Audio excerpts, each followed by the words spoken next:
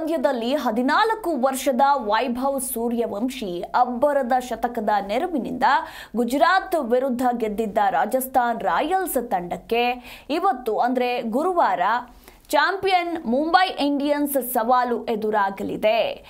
ರಾಜಸ್ಥಾನಕ್ಕೆ ಇದು ಮಾಡು ಇಲ್ಲವೇ ಮಡಿ ಪಂದ್ಯವಾಗಿದ್ದು, ಇವತ್ತೇನಾದರೂ ರಾಜಸ್ಥಾನ್ ರಾಯಲ್ಸ್ ತಂಡ ಸೋತ್ರೆ ಟೂರ್ನಿಯಿಂದಲೇ ಅಧಿಕೃತವಾಗಿ ಹೊರಬೀಳಲಿದೆ.